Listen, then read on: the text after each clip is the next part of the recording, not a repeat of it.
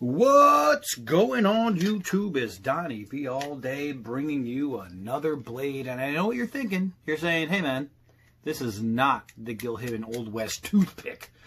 Oh, you guys are right. This is his little tiny brother. And this little guy right here, I already brought you, right?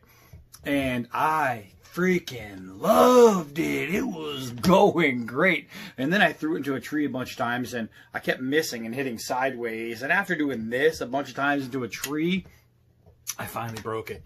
So what I was going to do was take the blade and turn it into a little utility knife, which I think would have been cool. But where the guys who sent me the knife saw the video, loved the video, even though I broke it, and said, no way, dude, you need another one. So they sent me the new one. So speaking of, I'll just keep that out. I'll just keep it around. I'll keep it around. What I'm bringing you today is a little bit bigger, right? The Hibben Old West Toothpick, Arkansas style, Arkansas toothpick style knife, right? This is where you get the shape. And look at this beast. So let's go over, before anything, this leather sheath that is about 6 inches thick. Look at that. It is massive right here. It is such a well-made, it is such a well-made sheath. This is my crack right here. I love good leather. Just well done. You do have the leg strap hole, even though this isn't wrapping around my leg. It does have enough to unwind and then wrap around. It's not a swiveler, so you don't have to worry about that, those crappy swivels. And it is canted, so when you put it on, it's at a lean, so you can easily remove it. And I really like that. It's just a nice hint of a cant, and it's not an accident. They didn't do that. They make it that way, and I think it's a very, very smart way to hang the knife. So let's get into that knife. Are you ready for it? It's like... It's just a bit outside, just a little bit different right there. You saw the little one. Now it's time for the big guy. And whew, man, is it a big guy. So this thing in the hand is awesome. It is fast. It is fierce. The swedge is unsharpened. It's just a swedge, good for stabbing. Great penetration knife. I have all the specs down here. We are looking at a 17.5-inch overall length. That's about this long for you guys who can't see. And we are talking about an 11 7/8, which is pretty much 12-inch mirror finished blade. You got the Hibben logo right there. Oh, it is 420. And as you've seen from the last one I did, aside from whacking into the tree, everything else I did with it, that 420 held up great. The best thing about the 420, rust resistant like a MF. I mean, awesome for rust resisting. Now, you do have the stainless guard, the stainless pommel. You do have stainless spacers, hardwood handle, and you do have a very attractive brass spine guard. Now, the spine guard is to absorb impact from an enemy's blade. It's not to protect the blade from chipping or anything like that. It's just, brass is soft. You hit brass, it doesn't vibrate as much. So if you had just a steel spine and you're in a knife fight, you wouldn't hold it like this, because then your spine wouldn't really do anything for you. It's made for belaying and all that. So you take an enemy's hit in an up guard, but you're not going to get that strong vibration. That's what it's for. But in a knife like this, it's just decorative, because this is a fighting knife for defense. This is what it's made for. It's a belt knife that you can, generally for, like, if you're getting attacked by a cougar or something like that. You want something long and strong that's going to get through that hide and penetrate whatever's coming at you. This guy right here, the boot knife, is more of a defend yourself against, you know, the bar. So, Bigfoot fighter, some guy named Harry fighter. So, here we go. We're going to take this guy out and we're going to whack away at it. Now, I do want a baton with it, because you know, how can I tell you if the knife is any good if I don't test it? So I'm just going to be careful because I don't want to knock off this. With a lot of my like Musso style buoys that come with it, I'll baton and hammer and crow through. And when I break the brass spine guard off, I say, who cares? This one's so pretty, I don't want to break that off. So while I'm still gonna go ahead and smash away with this thing, I don't think I want to take off the guard. And if I do knock it off, I'm gonna straighten it and put it back on. Where the others I just don't usually care to. But we're gonna try not to let that happen. So let's take the big guy, go out to the yard. All right. So I wasn't gonna shoot one today because it's so freaking windy, but I'm gonna go ahead and shoot one anyway. Let's do a couple of just 4-foot downward drops. See the balance on that big guy. Ugh. Man, it is pretty well balanced. Big knife. You can definitely see the handle wanting to turn around. Ooh, man, trying to give you a good idea of where that balance is. And it's about an inch up from the hilt. This knife is so nice in the hand. Oh my God, it's so long it's hard to throw because it's massive. And that bite is no joke. No joke. All right, so let's see, let's start with some stuff here. Let's start with some, now remember, this is a fighting knife. This is not your camp knife. This is not your emergency go-to knife. But when it's the only knife you have, can it be used as your emergency go-to knife? Can it be used as your camp knife, your survival knife? And that's the question you have to ask with every single knife. If this was the only knife I had, if this is what was with me, and I needed to do things like process wood and start a fire, oh man, all my beautiful curls are blown away. It's a very, very windy day, but the curls it's making, ones that are staying on there, are really, really nice. So let's see here. Let's see here. Let's try and get us a tip by way of short chops. One of the good things about a short chop, when you want to make a tip for, like, you're doing spears, maybe you want to do a spear fishing or some kind of spears or pikes to protect your campsite, protect yourself on a walk.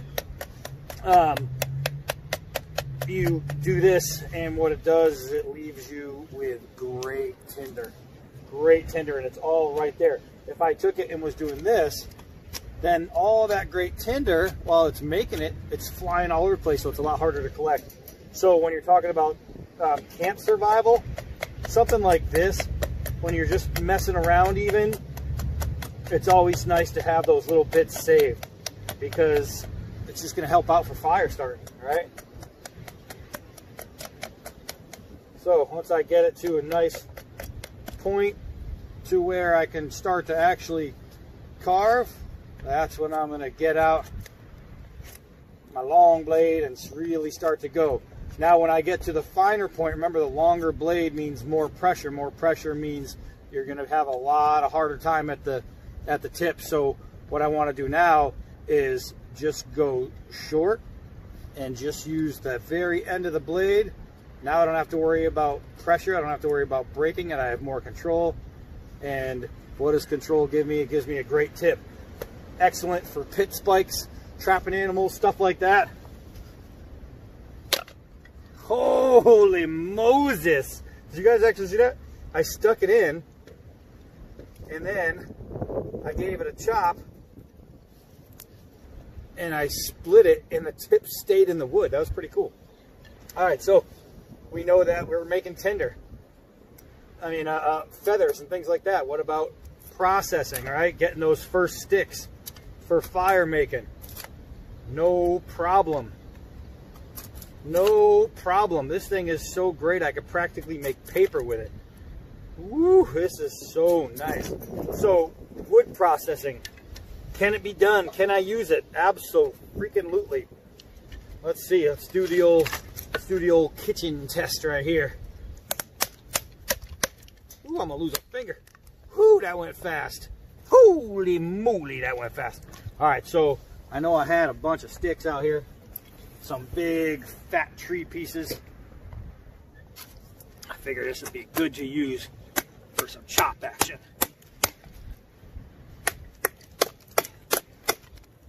Oh yeah, this blade is a handler. Oh, it's a handler. Can you chop with it? Well, ask the wood.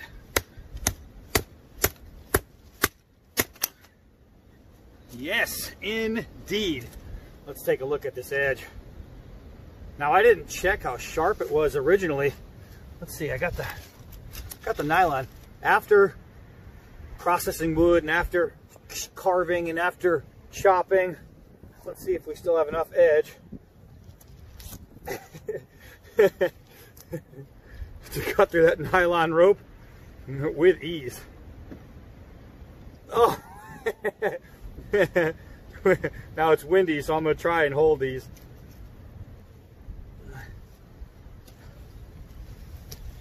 Do we have enough to shave with? Look at this. Look at this. I really hope you can see that. From my angle, it's pretty easy. So, it's not just shaved sharp out of the box, and I just proved it, but it's shaved sharp after, not batoning, but after chopping, after processing, after shaving, after carving. So, oh man, that's got some bite. I just dig it in there. It's a pain in the ass getting it out. All right, so let's take this, put that right there. Let's take this, put it right here. And I'll use this because I just made it. Let's get right behind that brass. Xandu. So the blades work for what they're not supposed to be doing, but it would rather be doing what it's supposed to be doing. Oh! Remember how this went last time. This could be bad. There we go. Alright, so if we rewind to my video on this knife, you'll remember that I was hammering it. It was bing, bing, bing sideways and it snapped. No bueno. This time. Alright, well, if you notice, right before I decided to give a toss to this guy right here, this guy right here stopped filming. My phone, because that's what I film with, decided halfway through, apparently it wanted to do an update. So it started an update and I couldn't see it because it was on the other side of the phone. So I literally sat there and recorded for another 10 minutes. That's what happened, and I was talking to no one. It wasn't recording. The only thing I did is I batoned one more time. Toot, toot, toot, toot, toot. Same result. It just went right through. And I gave it the most half-assed throw you're going to give it because it's really long. And, you know, I don't want to break it. I mean, I've gone through that. But even I decided to throw this. As a matter of fact, I was getting ready to throw this. And I had my 5-yard set. And I was like, no. So I moved a little closer. I threw it one time and it stuck like this. Boop. And I was like, that's enough. I got it on the first shot. So then I said, you know what? I really need to get a little retribution here. So I threw this one and the first throw missed, but at least it hit the tip, like it hit the edge, and it didn't stick because I didn't throw it hard enough because I was nervous and threw like a sissy. So then I was like, wait a second, this one's getting around. And so then I grabbed it and actually I threw it from the blade side the second time and I gave it a little bit more of a throw and whew, you see what happened. But yeah, so I have a bunch of useless non-filmed speaking I did on this guy. But how did it hold up? I mean, you see, the thing is, it works. It works. This held up because I didn't hit it. If I did, I don't know if it would have. But here's the thing. If you're buying one of these, this is going to be one of those, if you're walking in the woods and you're going hiking, you put this on your belt, right? And you carry this with you. This might be one that you put under the mattress for that, spaghetti-o, better get Mako type deal. That's what this is for. This is not by any means a camp knife. If it was some kind of survival knife, I would have had no problem winging the crap out of it, but I had a problem winging the crap out of it. I was nervous. And if I'm nervous to throw something, that means I don't trust it. And it's not that I don't trust that it would work. It's the fact that it's so long that this area right here, there's so much that can go wrong. One hit sideways, as you even saw with the little guy, can make it bow and snap. And I didn't want to do that because I like this knife and I intend to use it not for camping. I intend to keep this as what it's made to be, right? So I enjoy this. So do I recommend batoning and slicing it? No, get a knife that's more suited for that. If you're sitting around the camp and you need like fine processing, I mean, you're better off with a smaller one, or feather sticking, you're still better off with a smaller one. But sure, it'll work. It'll do the trick. If you need to hack off a couple sticks off a tree, and the one that I hacked was pretty thick. I would say that's the biggest and the heaviest you should probably be chopping with something like this. This I would trust chopping through an arm more than I would chopping through a tree. Chopping off a head more than chopping off a tree. Every tool has a purpose, and this one, the purpose is not doing that. And it's hard for me to say that because even though it's not made to do that, it does it so well. But for how long? How long would I be able to do that for and this thing remain in one piece? I don't know. So if you're going to buy one, you're either buying it for two reasons, because you're a huge Stallone fan or Expendables fan. And this is the Expendables knife that Stallone used. The only difference would be right here. He had a little plastic tab in there that had the Expendables logo.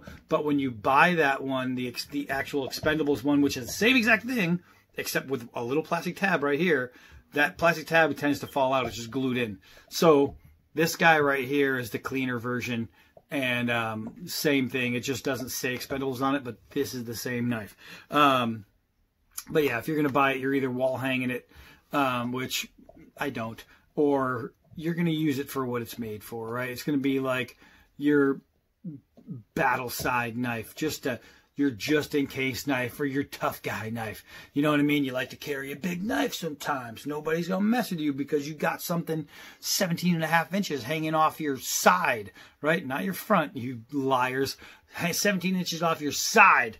And that's what this is for. It's a great deterrent, I'll tell you that. Somebody sees this, especially if somebody's getting mouthy and you do this.